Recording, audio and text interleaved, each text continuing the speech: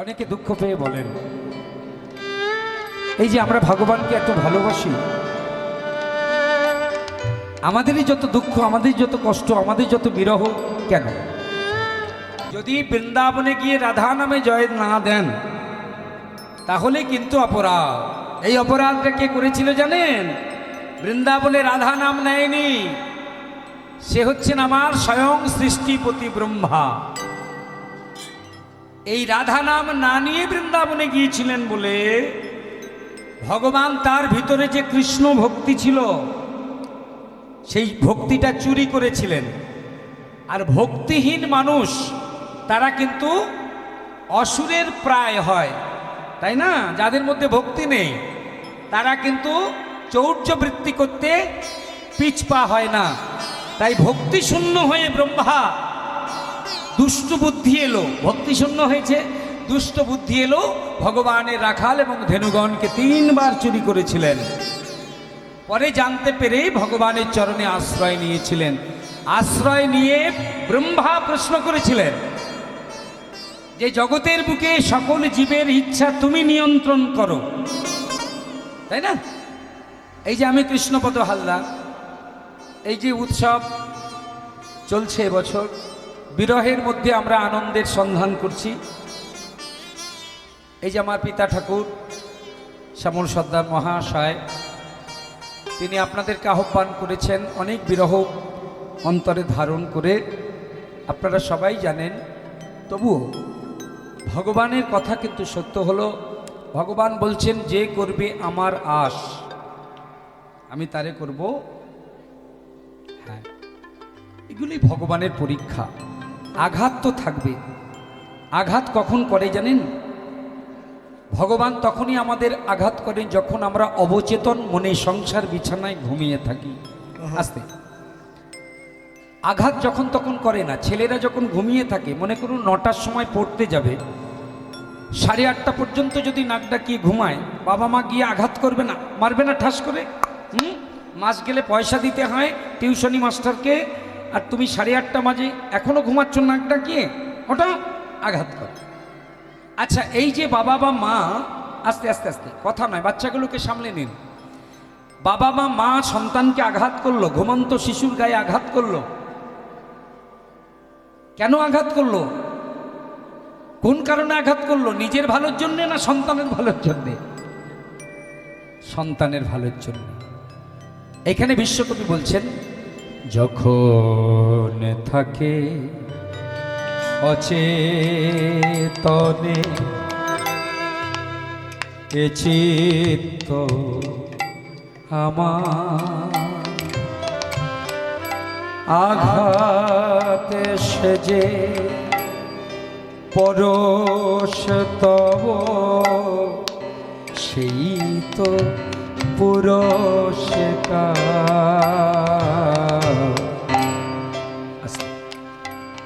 অনেকে দুঃখ পেয়ে বলেন, এই যে আমরা ভগবানকে এত ভালোবাসি, আমাদেরই যত দুঃখ, আমাদের যত কষ্ট, আমাদের যত বিরহ কেন? মনে রাখবেন, এই গানটির বিশ্বকবি রবীন্দ্রনাথের লেখা। কিন্তু গান শুধু গানের জন্য শুনলে হবে না, গানটা জ্ঞান গ্রহণের জন্য শুনতে হবে। যখন থাকে অচেতনে এই চিত্ত আমার, আঘাত সেজে পরশ তব সেই তো পুরস্কার। বোঝা গেল কথাটা? এই জন্য রবীন্দ্রনাথকে আমাদের ইয়াং জেনারেশন এত ভালোবাসে না। কেন? কথার পেঁয়াজ আছে। এই যে আপনারা এখানে কীর্তন শুনছেন, আস্তে আস্তে আপনাদের মধ্যে কারোর যদি ইচ্ছা হয় আমি কৃষ্ণপদ হালদার, আমার গালে একটা চড় মারবেন না, ইচ্ছা না হলে ভালো হয়। কিন্তু যদি ইচ্ছা হয় যে আপনারা আমার, আচ্ছা ওখানে বসে বসে কি মারতে পারবেন? পারবেন না। তাহলে কাছে আসতে হবে। আর কাছে এলে শুধু হবে না, বুক চিতিয়ে দাঁড়িয়ে মারতে হবে। এই যে মারলেন, কি হলো এতে? আপনার হাত আর আমার মুখ দুটোর পরশ হলো, হলো কি না? তাই এই মাঠটা যদি ভগবানের হয় বলছে আঘাত সে যে পরস্তব সেই তো পুরস্কার। তুমি আমায় আঘাত করেছো বটে, আমার দুঃখ হলো বটে, আমার কষ্ট হলো বটে, কিন্তু তুমি যে আমার কাছে এলে, তুমি যে তোমার স্পর্শ আমায় দিলে, এটাই তোমার ভালোবাসার পুরস্কার। নিতাই গৌর ব্রহ্মানন্দে হরি বল। মানে কি? আঘাত হলো মানে ভগবান তোমার কাছে এলো। ভুলে গেলে চলবে না, তাড়িয়ে দিলে চলবে না। তবে ভগবান এত কাছে এলো, আমাদের আঘাত করলো, কিন্তু আমরা তাকে ধরতে পারলাম না, দেখতে পেলাম না। কেন? কেন দেখতে পেলে না বুঝতে পারোনি? রবীন্দ্রনাথ বলছে, এই যে শোনো শোনো, এই যে আলোগুলো জ্বলছে রাত্রিবেলায়, আস্তে ভক্তির কথা শুনবেন, কিন্তু দর্শন মাখিয়ে শুনবেন। যেখানে দর্শন নাই, যেখানে যুক্তি নাই, সেই ভক্তিটা কিন্তু সত্য নয়। এই যে আলোগুলো জ্বলছে, মন দিয়ে শুনুন, ভগবান না করুক যদি আলোগুলো নিভে যায়, মাইকে আপনারা আমার কথা শুনতে পাবেন, কিন্তু আমাকে দেখতে পাবেন কি? ঠিক করে বলুন, দেখতে পাবেন? পাবেন না। তাহলে কোনো বস্তুকে দৃষ্টিগোচর করতে গেলে, কোনো বস্তুকে দেখতে গেলে দর্শন কি বলছে, লজিক কি বলছে? সেই বস্তুটার উপরে ফোকাস চাই, আলো চাই। সেই বস্তুর উপর যদি আলো না পড়ে, সেই বস্তু কোনোদিন আমরা চোখে, এই জগতের বস্তুকে দেখতে গেলে যেমন জাগতিক জগতের আলো দরকার, তেমন ভগবানকে দেখতে গেলে কিন্তু এই আলোতে হবে না বাবা। হরি বল। আস্তে আস্তে ভগবানকে দেখতে গেলে যে আলো দরকার, সেই আলোটা আমাদের হৃদয়ের মধ্যে জ্বলতে হবে, জ্বালতে হবে। সেই আলোটার নাম হলো, সেই আলোটার নাম হলো জ্ঞানের আলো, জ্ঞানালোক। আর সেই আলো আমাদের ধীরে ধীরে নিভে যাচ্ছে বলে আজকে দেখুন, সমাজের দিকে তাকিয়ে দেখুন, হাজার হাজার লক্ষ লক্ষ হরিবাসর হচ্ছে, লক্ষ লক্ষ কীর্তনিয়া, কিন্তু ধীরে ধীরে সমাজ থেকে আমাদের ভালোবাসাগুলো হারিয়ে যাচ্ছে। পিতার প্রতি সন্তানের, সন্তানের প্রতি পিতামাতা, গুরু শিষ্যের মধ্যে, ভাই বোনের মধ্যে, বন্ধুর বন্ধুর মধ্যে ভালোবাসা হারিয়ে যাচ্ছে। সন্তান মায়ের গলা টিপে ধরছে, সন্তান পিতার পক্ষে ছুরিকা হনন কেন করছে? আসলে অন্ধকারের মধ্যে আমরা চলেছি, সেই জ্ঞানের অন্ধকারে আমরা আচ্ছন্ন হয়ে যাচ্ছি। তাই এই জায়গায় দাঁড়িয়ে রবীন্দ্রনাথ কলম ধরলেন, অন্ধকারে মোহে লাজে চোখে তোমায় দেখি না যে, অন্ধকারে মোহে লাজে চোখে তোমায় দেখি না যে। এত অন্ধকার অন্ধকার করছো কেন? তোমরা যাতে অন্ধকারে থাকতে না পারো, তার জন্য তো দিনের বেলা ওই একটা আলো দিয়েছি, আর রাতের বেলা ওই একটা আলো দিয়েছি, তাই না? সরকারি আলো। দিনের বেলা কে আলো দেয় আমাদের? জোরে বলুন। সূর্য। আর রাতের বেলা কে আলো দেয়? তবে ওই আলো আমরা যে ভোগ করছি, আমাদের বিল পেমেন্ট করতে হয়, ইলেকট্রিক বিল দিতে হয়? দিতে হয় না। তাহলে সরকারি আলো ভগবান বলছে তোমাদের জন্য, তোমরা আলোর জীব বলে, আলো পছন্দ করো বলে, আলো ভালোবাসো বলে তোমাদের জন্য দিনের বেলা সূর্য দিয়েছি, রাতের বেলা চাঁদ দিয়েছি। তবে কেন তবে তোমরা অন্ধকার বলছো? আপনাদের প্রতিনিধি হয়ে, আমাদের প্রতিনিধি হয়ে বিশ্বকবি ভগবানকে জানালেন, ঠাকুর তুমি দিনের বেলা সূর্য দিয়েছো, রাতে দিনের বেলা সূর্য দিয়েছো, রাতের বেলা চাঁদ দিয়েছো, ঠিক কথা। দিনের বেলা সূর্য দিয়েছো, রাতের বেলা চাঁদ দিয়েছো, ঠিক কথা, কিন্তু ভেবে দেখো তো, চাঁদের আলোয় যখন জগৎ আলোকিত হতে থাকে, সেই সময় যদি একখণ্ড কালো মেঘ চাঁদের সামনে এসে দাঁড়ায়, আর কি জগতে আলো থাকে? কি গো মায়েরা, চাঁদের সামনে কালো মেঘ এসে দাঁড়ালে আলো থাকে? আলো ম্লান হয়ে যায়, অন্ধকার নেমে আসে।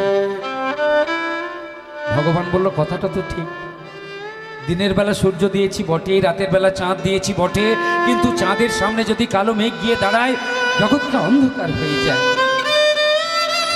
বেশ, তাহলে তোমরাই বলো কেমন আলো দিলে তোমরা আনন্দিত হবে ঠাকুর? এমন আলো দাও যে আলোর দ্বারা মেঘ পর্যন্ত, যে মেঘ চাঁদকে আচ্ছন্ন করে দেয়, চাঁদের আলোকে ম্লান করে দেয়, সেই মেঘ পর্যন্ত আলোকিত হয়ে যায়, এমন আলো তুমি দাও। কি গো মায়েরা, মেঘের বুকে, কালো মেঘের বুকে একটা আলো চমকায়, জানেন কিসের আলো? কিসের আলো? যেটা গায়ে পড়লে আমাদের প্রাণ বিনষ্ট হতে পারে। বজ্রে তোলো আগুন করে আমার যত কালো, এই করেছ ভালো নিঠুর হে, নিঠুর হে, এই করেছ ভালো। এমনি করে হৃদয়ে মোর তীব্র দহন চালো, নিঠুর হে, নিঠুর হে, এই করেছ ভালো, এই করেছ ভালো, নিঠুর হে, নিঠুর হে, এই করেছ ভালো। এই করেছ ভালো, নিঠুর মানে নিষ্ঠুর। হ্যাঁ গো, যে ভালো করে তাকে কি নিষ্ঠুর বলা যায়? না। কেন বললেন? বলছে দেখতে আপাতত দৃষ্টিতে যারা তোমায় ভালোবাসে না, যারা তোমায় ভালোবাসে না তারা তোমায় দেখলে মনে করবে নিষ্ঠুর, কিন্তু যারা তোমায় ভালোবাসে তোমার এই আঘাতকে নিষ্ঠুরতার তকমা দেবে না। তাই তোমার আঘাত তুমি তাকেই করো যাকে তুমি ভালোবাসো, তোমার আঘাত তুমি তাকেই করো যাকে তুমি ভালোবাসো। যেমন বৃন্দাবন কেন সারা পৃথিবীর মধ্যে সবচেয়ে বেশি ভালোবাসতেন আমার গোবিন্দ বিশ্বভানু রাজনন্দিনী শ্রীমতী রাধারানীকে, কিন্তু সেই রাধারানীর দেখুন সবচেয়ে বেশি দুঃখ, তাই না? তিনি আজকে সখী পরিপ্রীতা হয়ে তিনি কাঁদছেন আর বলছেন, কি বলছেন আমরা একটু শুনবো আস্তে আস্তে। সঙ্গীত জগতে, আবার বলছি, সঙ্গীত জগতে যত সঙ্গীত আছে, কীর্তন হচ্ছে সম্পূর্ণ আলাদা একটি সম্পদ। আর এই কীর্তনের ব্যবহৃত বেশ কিছু তাল আছে, কথাগুলি শুনবেন মন দিয়ে। যেমন দুর্গাপূজার অষ্টমী ব্রত করে যে মন্ত্রগুলো বলেছেন ঠাকুরমশার কণ্ঠে কণ্ঠ দিয়ে, মায়েরা বুকে হাত দিয়ে সত্যি কথা বলুন তো, সব মন্ত্রের মানে জানেন? জানেন না, কিন্তু তবু বলেন, মাথা নিচু করে হং বং চং যা পারেন বলে যান, আর মন্ত্রগুলো বলার চেষ্টা করেন নাকি? হ্যাঁ, তাহলে কেন বলতে হয়, কেন শুনতে হয়? আসলে এই মন্ত্রগুলো মনে রাখবেন, কোনো পণ্ডিতের তৈরি মন্ত্র নয়। এই যে যে দেবদেবীর উদ্দেশ্যে আপনারা মন্ত্র পাঠ করেন পুরোহিতের কণ্ঠে কণ্ঠ দিয়ে, শাস্ত্র বললেন সেই সকল দেব দেবী মুনি ঋষিদের সাধনার মধ্য দিয়ে দেখা দিয়ে মুনি ঋষিদের কর্ণে দিয়ে গিয়েছিলেন। আর সেই দেবদত্ত বা দেবী দত্ত মন্ত্র মুনি ঋষিরা শাস্ত্রে লিপিবদ্ধ করেছেন।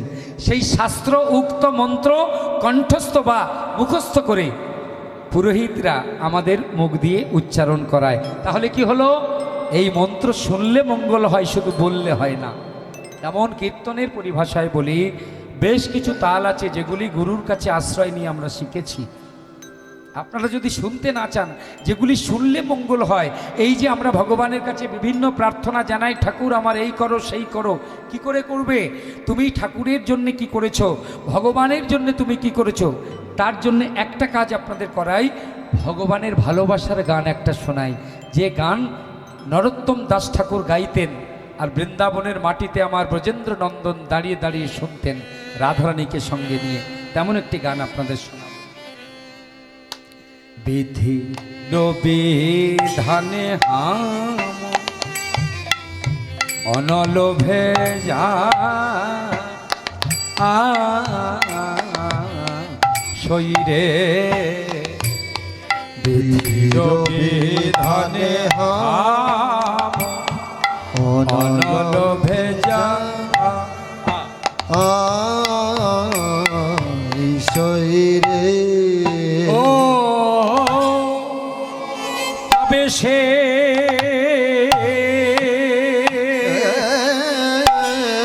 পরাণবন্ধ পরাণবন্ধ ও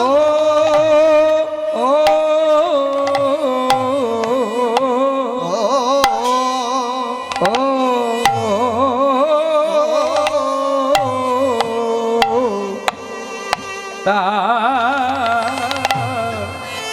তার দেখা পাই আছে আর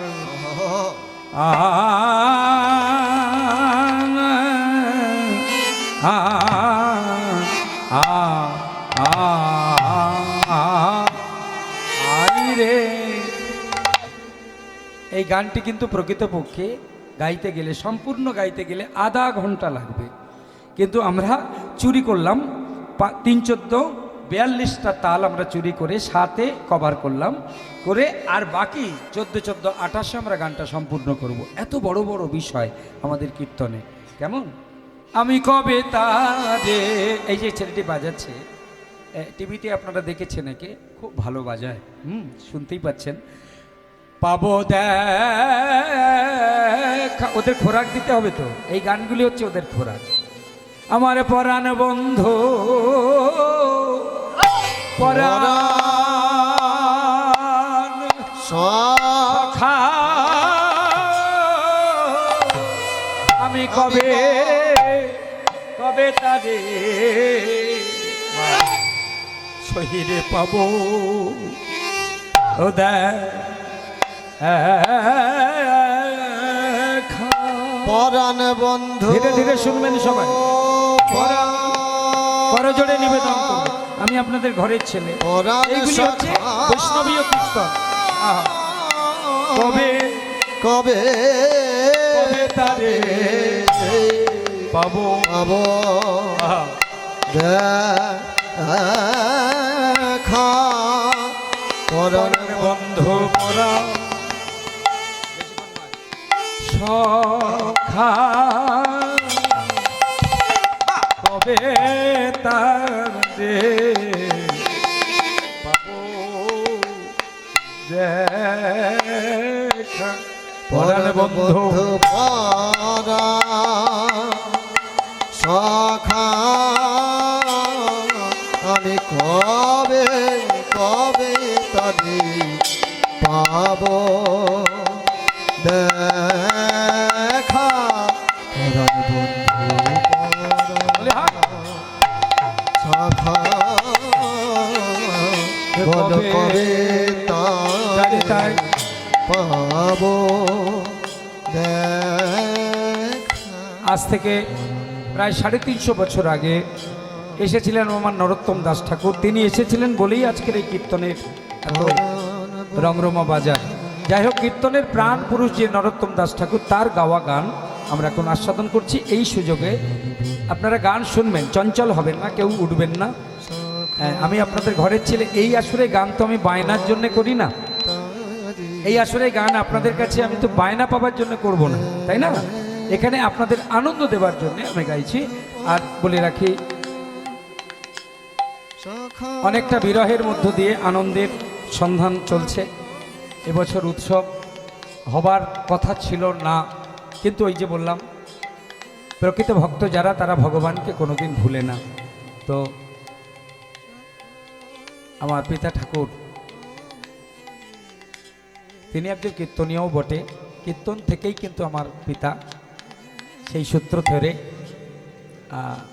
তিনি আপনাদের কাছে যাবেন।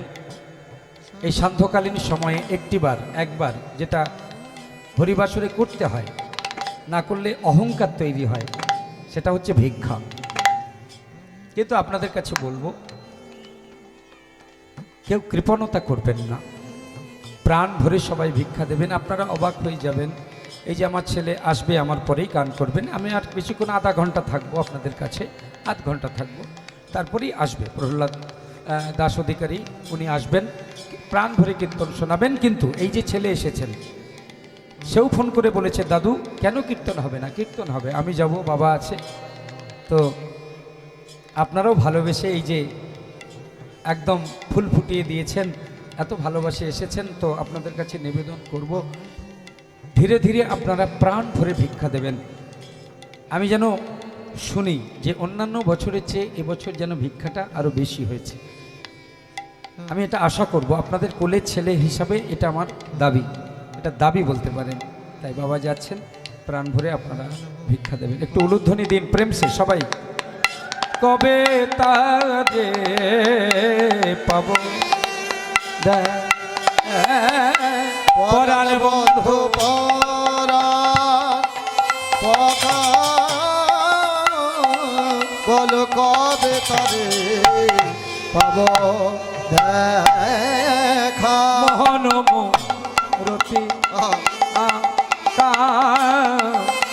কবে তারে পাবো দেখা। মোহন মোরতে আগা বল কবে তারে পাব দেখা। মোহন রতি আকা কবে তারে পাবো দেখা। মোহন মোরতি আগা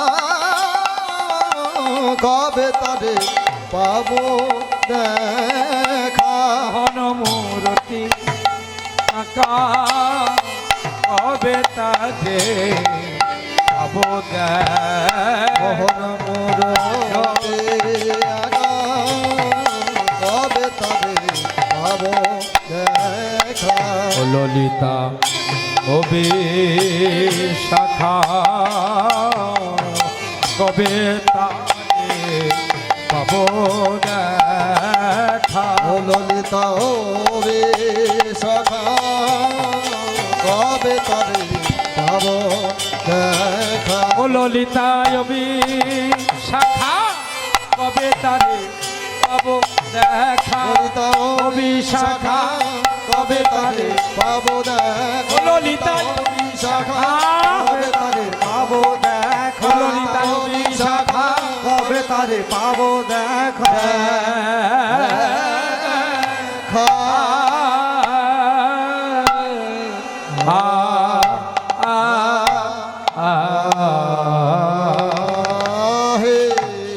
বিধির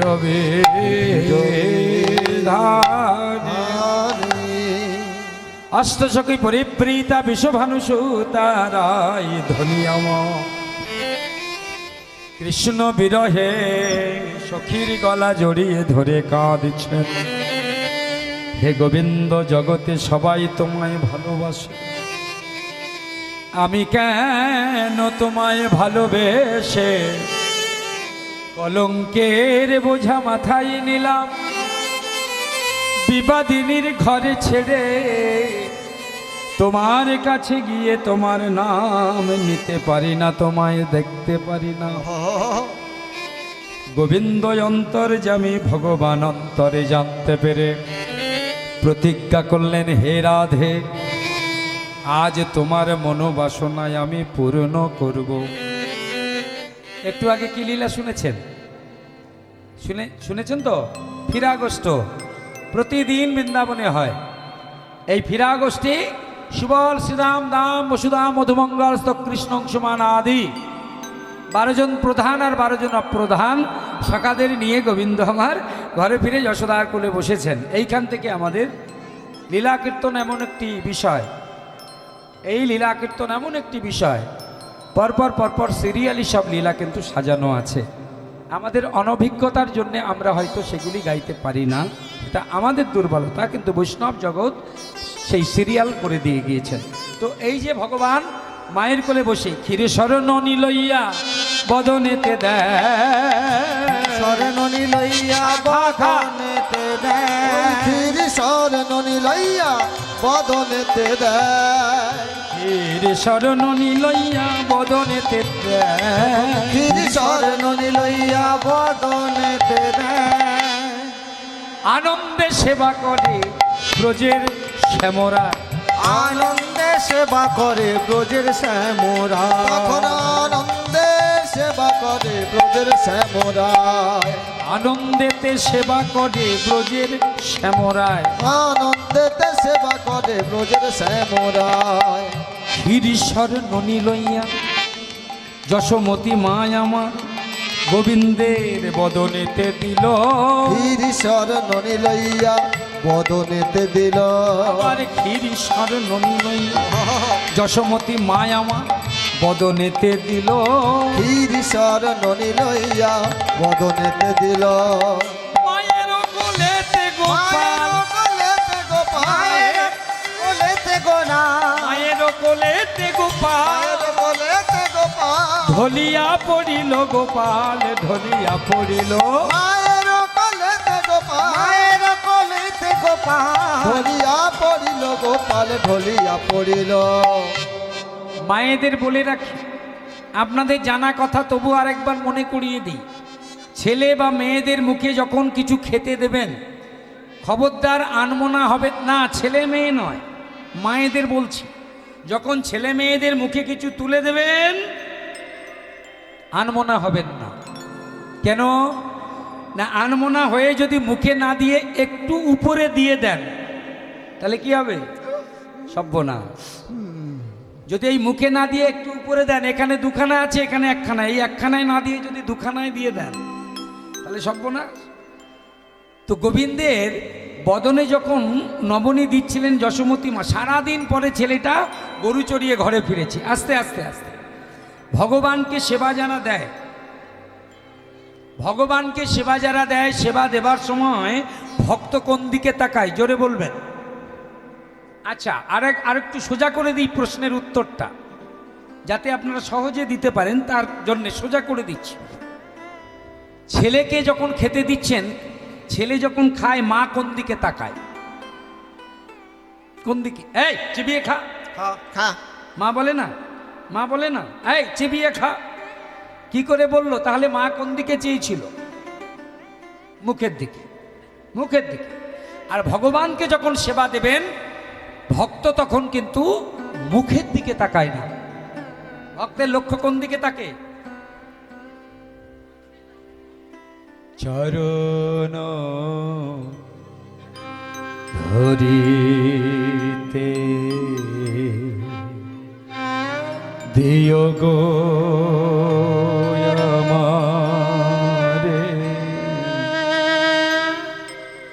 নিও না, নিও না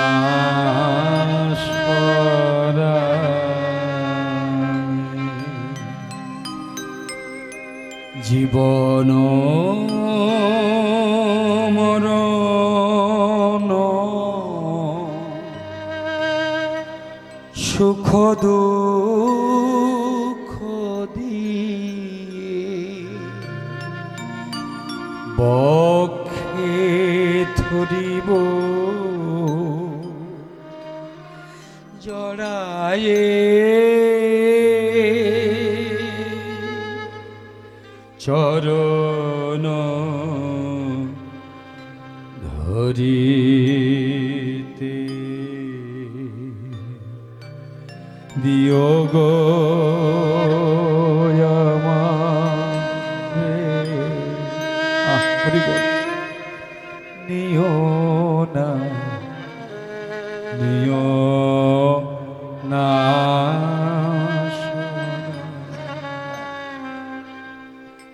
স্খলিত শিথিল কামনার ভার বহিয়া বহিয়া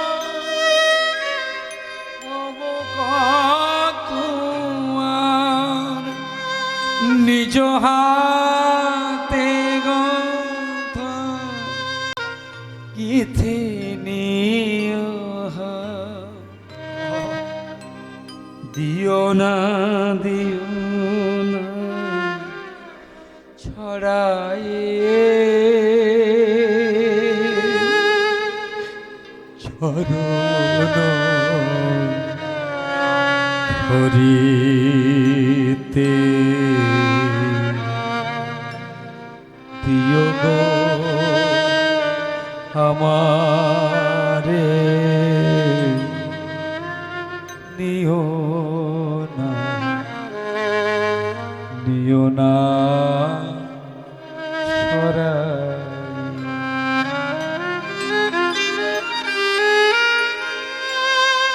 ভক্তের সদা সর্বদা লক্ষ্য কোথায় থাকে জোরে বলুন, চরণে। তো যশোমতী মা তিনি হতে পারেন মা, কিন্তু তিনি তো ভক্ত।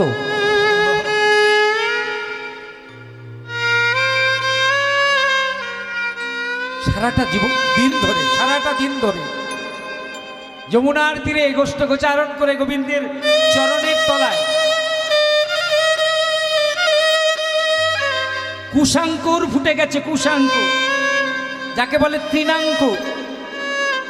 গরুতে যখন ঘাস খেয়ে নেয় দেখবেন ঘাস কাঁটার মতো হয়ে থাকে মাটি, আর ওই তৃণাঙ্কুরের আঘাতে গোবিন্দের চরণ থেকে রক্ত ঝরে ঝরে পড়ছে।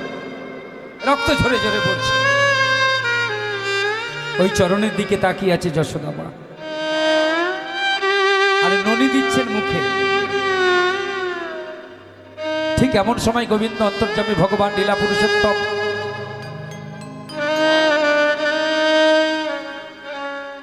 মনে মনে স্থির করলেন, এই তো সুযোগ পেয়ে গেছে। মা তো আমার বদনে ননি দিচ্ছে না, ননিটা অন্যদিকে চলে যাচ্ছে, কারণ মায়ের লক্ষ্য তো চরণের দিকে আছে, আর চরণের দিকে লক্ষ্য করে আমার বদনে ননি দিচ্ছে না। তখন গোবিন্দ কি করলেন, নবনী খেতে খেতে তিনি মায়ের কোলে ঢলে পড়লেন। আর যেই মায়ের কোলে ঢলে পড়লেন অমনি যশোমতী মা নাসিকাতে তুলা দিয়া, রোহিণী রোহিণী দিদি এখানে এখানে আয়, একটু তুলো নিয়ে আয়, তুলো। আমার গোপাল আমার কোলে ননি খেতে খেতে কি হলো, এই দেখার কথা বলছে না। গোপাল কথা বল বাবা। রোহিণী তুলো নিয়ে এসেছেন কেন বলুন তো? নাসিকাতে তুলা দিয়ে শ্বাস পরীক্ষা,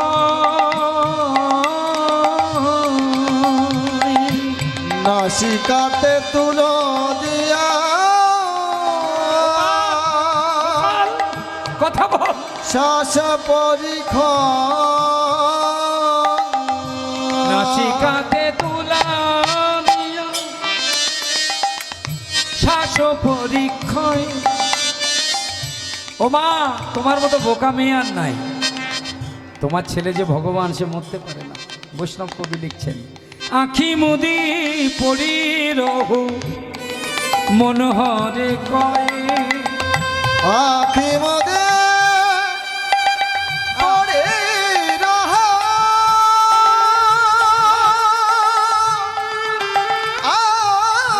গৌর প্রেমানন্দে।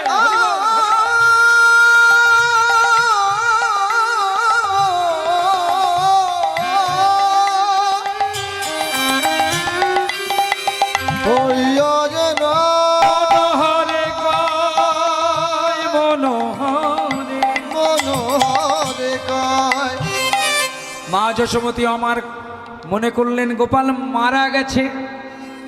মৃত সন্তানকে কোলে নিয়ে মা যেমন ডুকরে ডুকরে কাঁদে, যশোদা কাঁদছেন।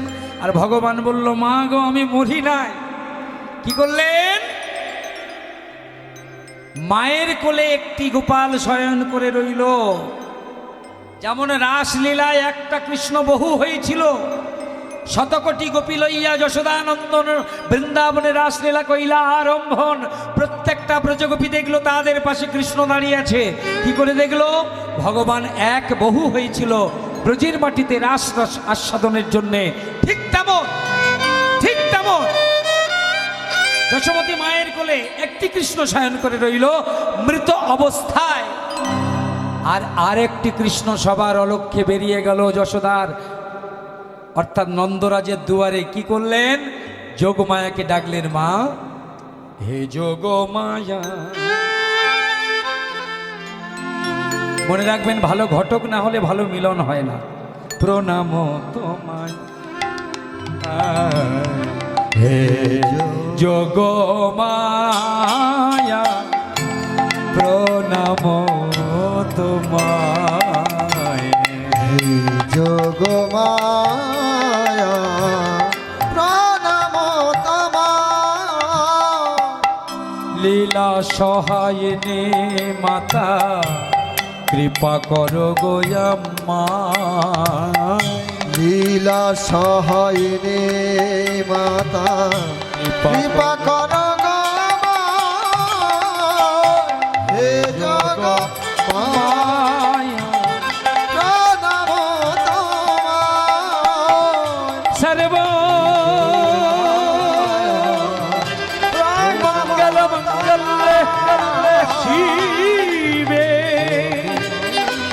সর্বার্থ সাধিকে শরণ্যে ত্রম্বকে গৌরী নারায়ণ নমস্তু। কৃষ্ণলীলা সাধিনী এগাটানে ঘটনা ফটিয়েছি যোগ মায়া। কি হলো কি হলো ও গোপাল, কি ব্যাপার? তুমি মায়ের কোলে দেখে এলাম, মায়ের কোলে শয়ন করে আবার এখানে দাঁড়িয়ে আছো। মা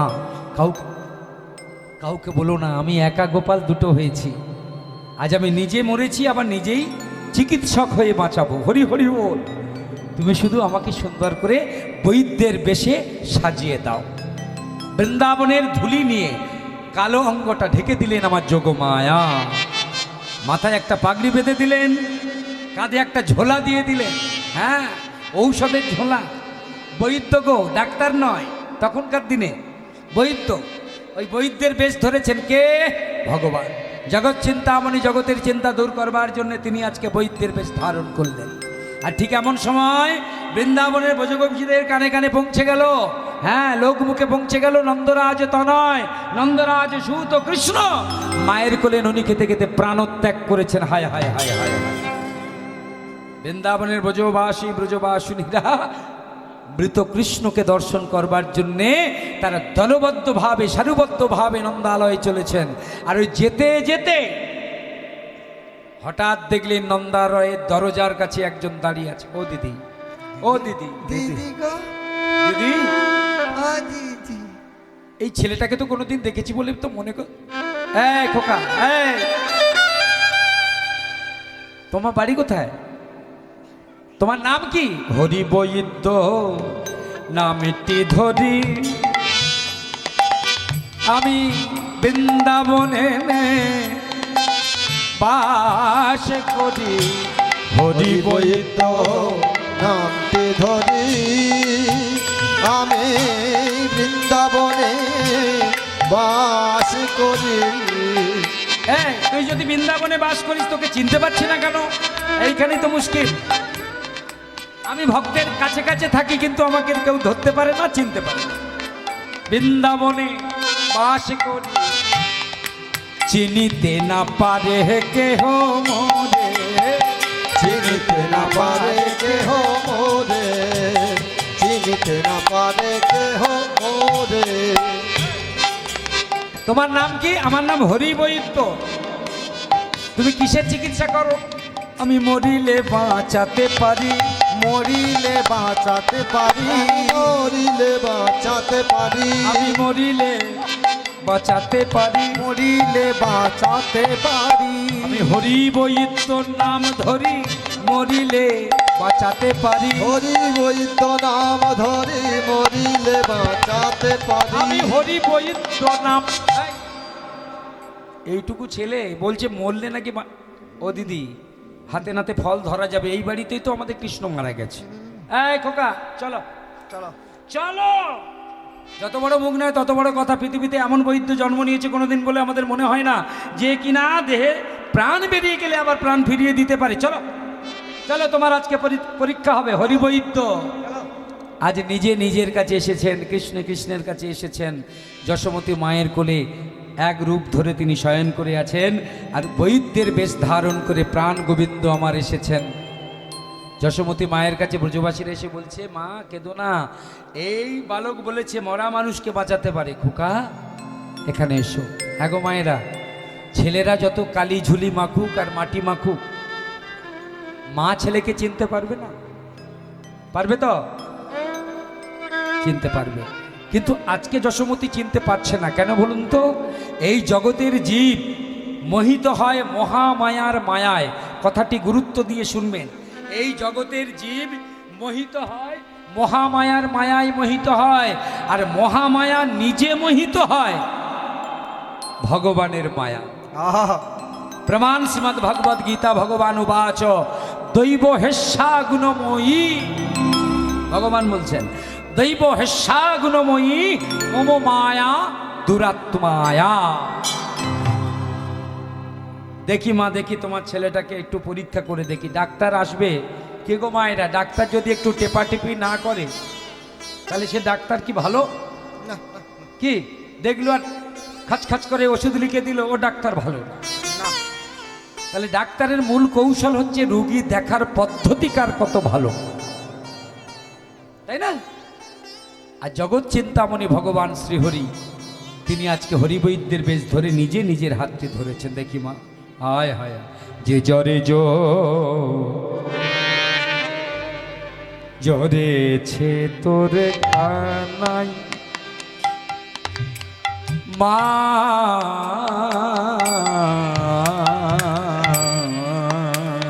যে জরে জরেছে তোর কানা, কেমনে জানা, কেমনে জানাই, কেমনে জানাই, কেমনে জানাই, কেমনে জানাই, কেমনে জানাই, যে জরে জরেছে তোর কানা, যে জরে জরেছে তোর কানা, আমার মা গো, যে জরে জরেছে তোর কানা।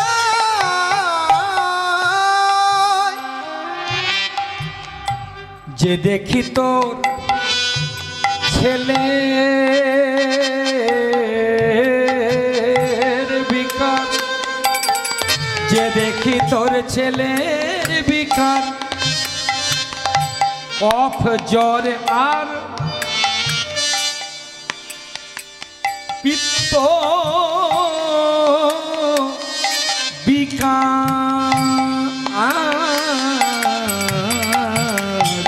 যে দেখি তোর তো ছেলে বিকট কফ আর পিত্ত রোগের নির্ণয় করে সাধ্যকার, রোগের নির্ণয় করে সাধকার, রোগের নির্ণয় করে সাধকার, রোগের নির্ণয় করে সাধ্যকার, বাঁচে কিনা বাঁচে তোর কানা,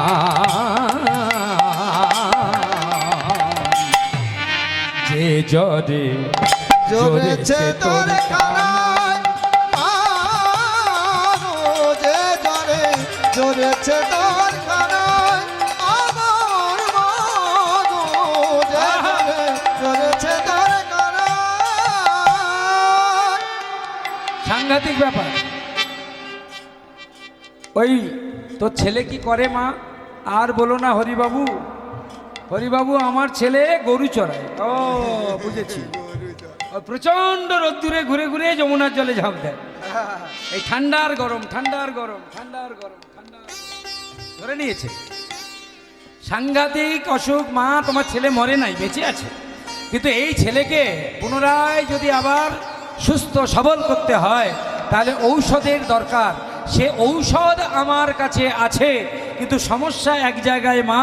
সমস্যাটা হচ্ছে ওষুধ থাকলে শুধু চলবে না, অনুপান ভালো হতে হবে। অর্থাৎ এই ঔষধ বাড়তে গেলে যে জল দরকার সেই জলটা যদি জোগাড় করতে পারো তাহলে তোমার ছেলে বাঁচাবো, আমি গ্যারান্টি দিচ্ছি। হ্যাঁ, আমি তোমাকে ভরসা দিচ্ছি, আমি ছেলে বাঁচাবো, কিন্তু জল দরকার। যশোমতী মা বলল জল তো আমার বাড়িতে না মা, যে সে জল হলে হবে না। আমি যমুনার জল ছাড়া সেই ওষুধ বাড়তে পারবো না, আর আমি বাটলে হবে না। এই বৃন্দাবনে সতী নারী যে থাকবে সেই বাটবে, সেই জল আনবে, সেই জলেই বাটা হবে। সতী নারীকে দিয়ে জল আনাতে হবে। বৃন্দাবনে সতী নারী কে আছে? এক বাক্যে সবাই বলল দুইজন আছে, মায়ে আর ঝিয়ে। কি গো, বৃন্দাবনে সতী নারী মায়ে ঝিয়ে কি নাম? হ্যাঁ, জটিলা আর কুটিলা। ওরাই তো নিজেরাই বড়াই করে বলে আমরাই হলাম সতী, আমরাই হলাম সতী। দেব শত ছিদ্র করি আনিবে যমুনা বারে, দেব শত ছিদ্র করি আনিবে যমুনা বাড়ি, দেব শত ছিদ্র করি আনবে যমুনার বাড়ি, দেব শত ছিদ্র করি, দেব শত ছিদ্র করি আনিবে যমুনা বারে, দেব শত ছিদ্র করি আনিবে যমুনা বাড়ি। বৃন্দাবনের সতী নারী যেই, বৃন্দাবনের সতী নারী যেই, মাগো বৃন্দাবনের সতী নারী যে, কে বাই আছে, বাই আছে, কে বাই সতী নারী, কে বাই আছে, সতী নারী কে বাই আছে, সতী নারী কে বাই আছে, সতী নারী কে বাই আছে, এই ব্রজমণ্ডল মাঝে সতী নারী কে বাই আছে, এই ব্রজমণ্ডল মাঝে সতী নারী কে বাই আছে, এই ব্রজমণ্ডল মাঝে সতী নারী কে বাই আছে, এই ব্রজমণ্ডল মাঝে সতী নারী কে বাই আছে। জটিলা আর কুটিলা, হরি হরি বল। খবর পাঠানো হলো জটিলা কুটিলার কাছে। জটিলার কত আনন্দ, এই কুটিলে, ওই কুটিলে, চল চল আজকে পরীক্ষা দেব। ওমা এসেছেন বৃন্দাবনের ব্রজ রমণী যারা, মনে রাখবেন বাবা, ভগবানের ভালোবাসার কাছে অহংকারের কোনো স্থান নেই। ভগবানের অপর নাম হলো দর্পহারি মধু সুদন। যার অহংকার আছে ভগবান তার কাছে কোনোদিন ধরা দেয় না। দুর্যোধন ভগবানকে ভালোবেসে খাওয়াতে পারলো না, ধরতে পারলো না, পেল কে? বলো না কি কুল বিদুরের ছিল, ঠাকুর খাইল তাহার ঘর। অর্থাৎ ভগবান ভক্তিতে সন্তুষ্ট, অহংকারে নয়। জটিলা কুটিলা অহংকার করে একটা কলসির নিচে 100টা ছিদ্র করে দেওয়া হলো। সেই শত ছিদ্রযুক্ত কলসিতে জল আনতে হবে। জটিলাও পারল না, কুটিলাও পারল না। যশোমতী মা কাঁদতে শুরু করলো, রোহিণীকে ডেকে বলল, শোন, জটিলা কুটিলা পারিনি তো কি হয়েছে, আমি পারি। আমার ছেলের প্রাণ ফিরে পাবার জন্যে কলসিটা আমার কাছে দে, আমি যমুনার জল আনতে যাব। ভগবান মনে মনে চিন্তা করলেন, আমার মায়ের কলসিতে যদি জল না থাকে তাহলে আমার মা হবে অসতী। না না, সেটা হতে দেওয়া যায় না। অমনি হরি বৈদ্য বেশি ভগবান বলে উঠল, মা আমার এই ঔষধের কাজ হবে না মা, কারণ মা যদি জল আনে সেই জল দিয়ে ওষুধ বাটলে সেই ওষুধ খেলে তোমার ছেলে সুস্থ হবে না, মায়ের স্পর্শ থাকলেই চলবে না। তাহলে উপায় কি? হরি বৈদ্য বলল, মা উপায় আছে, বৃন্দাবনে সতী নারী আছে, বৃন্দাবন সতীহীন হতে পারে না, সতী নারীহীন বৃন্দাবন হতে পারে না। আমি গণনা করব, আমি একাধারে বৈদ্য একাধারে গণৎকার। জটিলা আর কুটিলা বলছে, এই বেটা শোন, তোর দেখে আমার সন্দেহ হচ্ছে, কোথায় যেন দেখেছি বলে মনে হচ্ছে। হ্যাঁ, এতদিন সবাই জানতো বৃন্দাবনে সতী নারী জটিলা আর কুটিলা, আর আমরা হলাম না। কে আছে বৃন্দাবনে সতী নারী? আর তোর এই গণনায় যদি গন্ডগোল থাকে, হরিবৈদ্য বলল, শোনো শোনো কুটিলা জটিলা, আমার গণনা আমি একা করব না, আমার সঙ্গে তোমরা দুজন থাকবে। আমি বলবো, তোমরা বলবে, তোমাদের মুখের কথাতে, তোমাদের মুখ থেকে সতী নারীর নাম উল্লেখিত হবে। শোনো, আমি একটা করে নাম বলবো, নামগুলো তোমরা বলে যাবে, আর তোমাদের নামের প্রথম অক্ষর নিয়ে সতীর নাম তৈরি হবে। বুঝে গেল? এই কে আগে বলবে? জটিলা বলো। জটিলা বলো তো একটা ভালো ফলের নাম বলো। হরিবৈদ্য বলছে শ্রীফল। কি ফল? শ্রীফল। আপনারা অক্ষরগুলো নিয়ে নিন। শ্রীফলের শ্রী। এই কুটিলা, তুমি একটা ফলের নাম বলো, নাকি ফুলের নাম বলো? ফুলের নাম বলো, ফুলের নাম জোরে বলো, বলো ফুলের নাম বলো। মল্লিকা ফুল। মল্লিকা। তাহলে শ্রীফলের শ্রী, মল্লিকার মো। আচ্ছা, একজন সুন্দরী অপ্সরার নাম করো তো। সুন্দরী তিলোত্তমা কি তিলোত্তমা কি তিলোত্তমা শ্রীফল মল্লিকা ফুল তিলোত্তমা নাম শ্রীফল মল্লিকা ফুল তিলোত্তমা নাম শ্রীফল মল্লিকা ফুল তিলোত্তমা নাম শ্রীফলের শ্রী মল্লিকার শ্রীফলের শ্রী মল্লিকা তিলোত্তমার তি শ্রী মো শ্রীফল মল্লিকা ফুল তিলোত্তমা নাম শ্রীফল মল্লিকা ফুল তিলোত্তমা নাম শ্রীমতী এই যে কুটিলা হ্যাঁ একজন ভগবান বিদ্বেষী ত্রিকালজ্ঞ রাজার নাম করো ভগবান বিদ্বেষী কিন্তু ত্রিকালজ্ঞ কি নাম রাবণ রাজা রাবণ রাজার রা একটা ভালো গ্রামের নাম বলো তো ধাত্রীগ্রাম কি নাম ধাত্রীগ্রাম জটিলা বললো ধাত্রীগ্রাম লঙ্কারে রাবণ রাজা আর ধাত্রীগ্রাম লঙ্কার রাবণ রাজা আর ধাত্রীগ্রাম সেই লঙ্কার রাবণ রাজা গ্রাম শ্রী মতি রাধা শ্রীমতী রাধা উলুধ্বনি মায়েরা। শ্রীমতী রাধা শ্রীমতী রাধা বৃন্দাবনের সতী নারী শ্রীমতী রাধা বৃন্দাবনের সতী নারী শ্রীমতী রাধা বৃন্দাবনের সতী নারী ওগো যমুনাতে আনবে পারি বৃন্দাবনের উলুধ্বনি। সতী নারী যমুনাতে আনলে বাড়ি বৃন্দাবনের সতী নারী যমুনাতে আনলে বাড়ি বৃন্দাবনের সতী নারী যমুনাতে আনলে বাড়ি বৃন্দাবনের সতী এক, সে কিনা শেষে কিনা আমাদের কুলকলঙ্কিনী বউ হলো সতী জটিলা ছুটে গিয়ে কুটিলার মুখটা চেপে ধরে বলছে হতচ্ছাড়ি চুপ কর বৃন্দাবনের ব্রজবাসীরা জানুক যে আমরা সতী জন্ম দিতে পারি আমরা সতী জন্ম দিতে পারি পারি। এতদিন আমরা ছিলাম এরপরে আমাদের পরের জেনারেশন হ্যাঁ হ্যাঁ আমরা সতী চিরকাল থাকবো না না না তাহলে আমাদের বউ হয়েছে তার বউ হবে তার বউ হবে তাহলে সতীর জন্ম দেয় কারা আমরা চল আমরা এতদিন এই একটি মাত্র লীলা যে লীলাতে কৃষ্ণ মিলনের জন্যে কৃষ্ণের সাথে মিলনের জন্যে রাধারানীকে আনতে গিয়েছিলেন জটিলা আর কুটিলা এ বউ চল চল আমরা যে জটিলা কুটিলা আমরা যে সতী নারীর জন্ম দিতে পারি এটা পরীক্ষা দিবি চল ওরে শোন শোন পরীক্ষা করে এবং গণৎকার গণনা করে তোর নাম বের করেছে চল যাই সবাই গোবিন্দকে চিনতে না পারলো রাধারানী চিনবে না তা তো হয় না ভক্তে নয়ন হলো হাড় ভাঙা দেখা যায় যে মেশিনে সেই মেশিনটার নাম কি এক্স রে মেশিন এই এক্স রে মেশিনে যেমন হাড় ভাঙা দেখা যায় তেমন ভক্ত যদি ভগবান সামনে চলে আসে অবশ্যই চিনতে পারে ভগবানের দেখার মতো শক্তি একমাত্র ভক্তের আছে তাই রাধারানী দেখলেন আমার গোবিন্দ দাঁড়িয়ে আছে এক গোবিন্দ মায়ের কোলে আর এক গোবিন্দ হরিবিদ ছিদ্রকুম্ভটাকা খুব সুন্দর একটি গান শোনাবো এই গানটি গুরু পরম্পরায় পল্লব গান বলা হয় পল্লব গান মানে যারা সৃষ্টি করেছেন কে আমরা কেউ জানি না গুরু পরম্পরা আমরা কিন্তু এই গানটি পেয়েছি এখানে একটা শব্দ আছে জীবন জীবন জীবন তিন জায়গায় ব্যবহার হয়েছে তিনটি জীবনের তিনটি মানে জীবন মানে প্রাণ ব্রজের জীবন মানে কৃষ্ণ আর আন্তে জীবন মানে জল জীবন মানে জল ব্রজের জীবন কৃষ্ণ আর জীবন মানে হলো প্রাণ আন্তে জীবন দাঁড়াও ব্রজের জীবন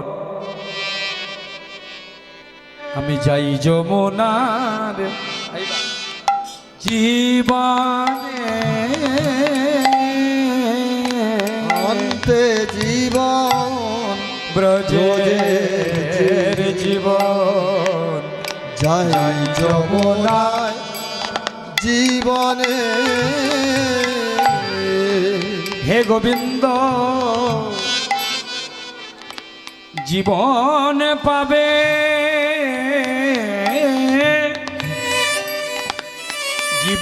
জীবন পাবে ব্রজের জীবন ছিদ্র কুম্ভের জীবনে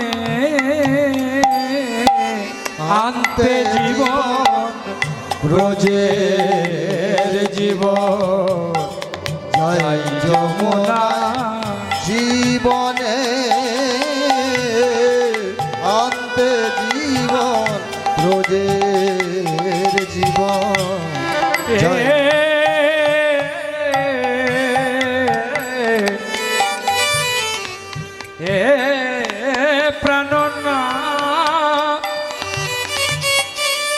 আমি জানি জানি জানি এই লীলা তুমি আমার লাগি করেছ। যদি কুম্ভে রহে বাড়ি তবে আসব পুনঃ গৃহে ফিরি হে গোবিন্দ। যদি কুম্ভে রহে পারি তবে আসব পুনঃ গৃহে ফিরি। নইলে হে নাথ কালিনী বাড়ি নইলে হে নাথ কালিনী বাড়ি নইলে হে নাথ কালিনী বাড়ি প্রাণ তেজিব। শুনে রাখো শুনে রাখো প্রাণ তেজিব প্রাণ তেজিব যমুনার জীবনে আনতে জীবন ব্রজের জীবন জয় জয় যমুনা যমুনা জীবনে আনতে জীবন ব্রজের জীবন। তুমি হে নাথ গুণ ধরো গোবিন্দ তুমি সকলি করিতে পারো। তুমি হে নাথ গুণধর তুমি সকলি করিতে পারো। বলি এই বিপদে মোরে তার এই বিপদে মোরে তারো শরণ নিলাম তোমার ও চরণে আনতে জীবন ব্রজের জীবন জয় যমুনায় জীবনে আনতে জীবন রোজের জীবন। হে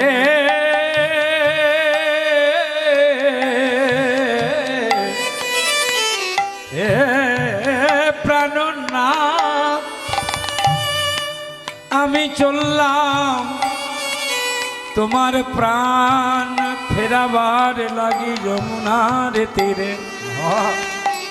রাধারানী আমার সখীগণ পরিবৃতা হয়ে যমুনার তীরে গিয়ে ছিদ্র কুম্ভ নিয়ে এইবার যমুনার জলে ডোবাতে গেলেন। আস্তে এই জায়গায় মন দিয়ে শুনবেন। 100টা ছিদ্র ছিল তবু রাধারানী সেই কলসিতে জল আনলেন। কিভাবে আনলেন? পরীক্ষাটা যদি করতে হয় আপনারাও বাড়িতে করতে পারেন। বাড়িতে যদি প্লাস্টিকের হোক আর কাঁচের হোক যদি শিশি বা বোতল থাকে ছিপিটা খুলে নেবেন, জলের মধ্যে সোজাসুজি এইভাবে চেপে ধরবেন, জল ভরবে, শিশিতে জল ভরবে। ভালো করে বাড়িতে গিয়ে পরীক্ষা করবেন। ছিপিটা খুলে নেবেন শিশি বা বোতলে, নিয়ে সোজাসুজি জলে চেপে ধরবেন, জল ভরে যাবে। দেখেননি কোনো দিন? কালকে ট্রাই করবেন, পরীক্ষা করে দেখবেন, ভরবে না। 2-1 ফোঁটা জল ভিতরে যাবে, তারপরে বোতলটা তুলে নিয়ে দেখবেন ফাঁকা। আর ভালো করে যদি দেখেন দেখবেন ওই শিশির মুখের কাছে একটা বিম্ব আছে। বিম্ব বোঝেন? বৃষ্টির জল যদি পুকুরে পড়ে দেখবেন বিম্ব হয়, ফানুস হয়। ওই বিম্ব ওই বোতলের মুখে আটকে আছে। আর রাধারানী যেই কলসিটা নিয়ে যমুনার জলে আঘাত করেছেন, জলে যখন জল আনতে যাওয়া হয় তখন জলে যে ময়লা থাকে সরিয়ে দিতে হয় এইভাবে। শ্রীমতী রাধারানী যখন কলসির পশ্চাৎ ভাগ দিয়ে যমুনার জলে আঘাত করলেন, ওই 100 ছিদ্রের আঘাতে 100 বিম্ব সৃষ্টি হলো। সেই 100 বিম্ব যুক্ত জল যেই কলসিতে গেলেন, প্রতিটা বিম্বে আমার কৃষ্ণ দাঁড়ালেন। যমুনায় জল ভরি ঘুরে ফিরি আইলা, যমুনার জল ফিরি ঘুরে ফিরি আইলা, যমুনার জল ভরি ঘরে ফিরে আইলা। সেই জল দিয়া রাধারানী ঔষধ বাটিলা, জল দিয়া রাধা রানী ঔষধ বাটিলা। সেই ঔষধ লইয়া রাধারানী কৃষ্ণ বদনেতে দিল।